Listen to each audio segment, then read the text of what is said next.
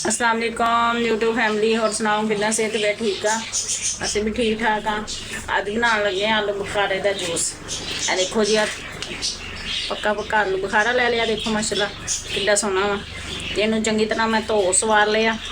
इनू मल के चंगी तरह 2-3 पानियां च ना मैं धो लिया। तो यह चीनी है, पुदीना तो इनू आप है ना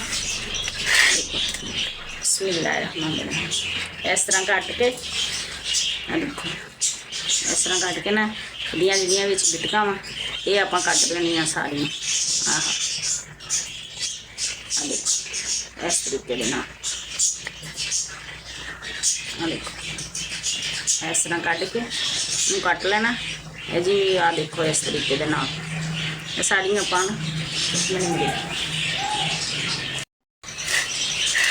देखो बिस्मिल्लाहिर्रहमानिर्रहीम। देखो माशाल्लाह इस तरह आप सारे इदा ना देखो इस तरह इनू सारा आप कट लेना। ये छिलके नहीं लाए, छिलके नहीं आप लाने, क्यों इस तो नहीं लाने छिलकियां तो माशाल्लाह कलर यदा यही होना, क्यों आप कोई कैमिकल कलर नहीं पाना ये। इस तरह देखो इस तरह सारियां आप गिट्टियां कट लेनिया। देखो इस तरीके ना देखो माशाल्लाह इस तरीके ना सारियां देखो ये जी मैं गिटका देखो सारियां ये मैं कर दी। देखो देखो माशाल्लाह इस तरीके दे नाल सारा आप कट लिया। देखो गिटका कट दी सारियां। देखो ये जिदा की मर्जी कटनी हो जाए, क्यों आप ग्राइंड ही करना तो वो कोई रोला नहीं है। इस तरह की कटिंग कर लेनी है, ग्राइंड करना उन्हें पा लेना। देखो बिस्मिल्लाहिर्रहमानिर्रहीम आप जग च पा लिया। देखो बिस्मिल्लाहिर्रहमानिर्रहीम देखो जग च पै गया। हुण ये ना आप फ्रिज का जग ठंडा पानी विच पा लेना। देखो इस तरीके ना बिस्मिल्लाहिर्रहमानिर्रहीम पा लिया। हुण ये आप चीनी पा देनी, चीनी पा लेनी। बिस्मिल्लाहिर्रहमानिर्रहीम जी पुदीना पा लिया। हम ये आप हल्का जहा नमक पा लेना। मैं नमक पा लिया। तुम चाहो तो ना काला नमक पा सकते हैं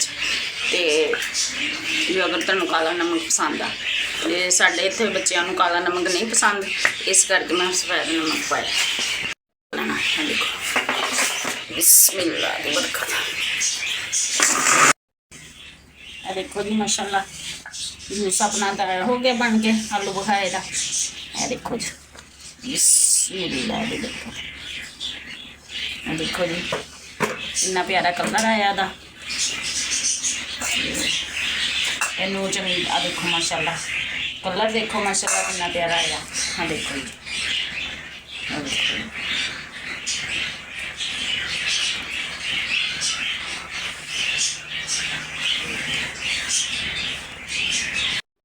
देखो माशाल्लाह आलू बुखारे का अपना जूस बन के तैयार हो गया।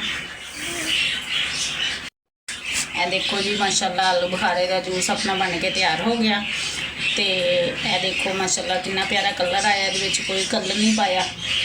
तो यदि सिर्फ ना इनू आप जो छिलका वो लाया, आप सिर्फ गिटकां कड्डियां तो कढ़ के आप ग्राइंड किया। तो यह देखो माशाल्लाह जूस का कलर देखो आलू बुखारे का। तो मेरे यूट्यूब चैनल का नाम है हांडी किचन, लाइक भी कर दिया करो, सबसक्राइब भी कर दिया करो। तो इस तरह का जूस बनाओ अपनी फैमिली में पियाओ। तो माशाल्लाह जो जूस अपनी ना बड़ा सेहत वाला होंदा वा। तो अपनी फैमिली में जो खास तौर पर जो बजुर्ग वा उन्होंने वास्ते बहुत अच्छा वा। तो उन्होंने इस तरह जूस बना के दो। तो मैनू अच्छे अच्छे कमेंट कर दिया करो, मेहरबानी शुक्रिया थोड़ा जो लाइक करते। तो उन्होंने बहुत बहुत शुक्रिया। तो ओके जी, अल्लाह हाफिज़। दुआवां याद रखियो। तो